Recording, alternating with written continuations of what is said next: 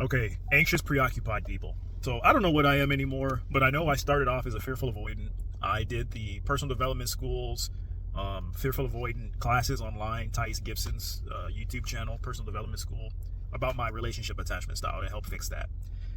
I did that after I was in a relationship with an anxious, preoccupied young man. And throughout my life, I've mostly attracted anxious, preoccupied young men. Anxious, preoccupied people are attracted to one of the two avoidants normally. They're normally attracted to either a dismissive avoidant or a fearful avoidant like I was, or maybe still am. But I see videos, and I get it. I do get why we jump on the avoidance, especially the dismissive avoidance, because you can't get anything out of dismissive avoidance. You at least get something out of the fearful avoidance in a relationship. You get a lot of love and care, and they do show up. We do show up. But not a lot of people go after the anxious preoccupied, because the anxious preoccupied, we sort of put them in like this category where the anxious preoccupied person is innocent, because they're just so loving, and they can't control the fact that they really just want to be together. Because here's the thing, it's because the anxious preoccupied people,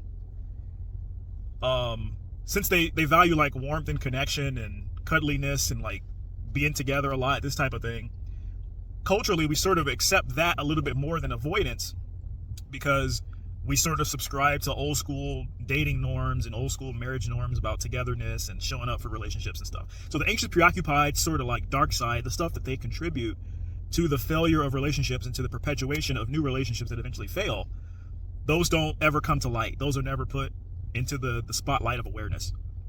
I mean, I have to say this, and I'm going to go ahead and call out the anxious preoccupied people.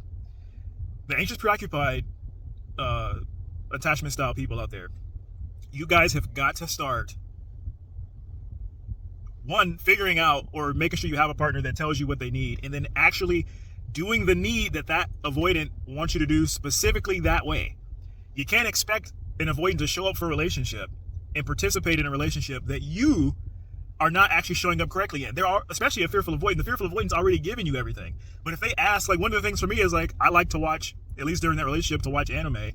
And I've had now 2 people in my past that just like refuse to sit down and watch the goddamn anime with me. And it's like, I specifically told you many times, I bond through watching anime together, going fishing together, cooking together, this type of thing. But then they just never step up and actually do the damn thing that I asked them to do. So if you're anxious, preoccupied, I would say that is one of the number one things that you have to uphold if you want things to work a little bit better with the avoidants that are actually willing to work with you.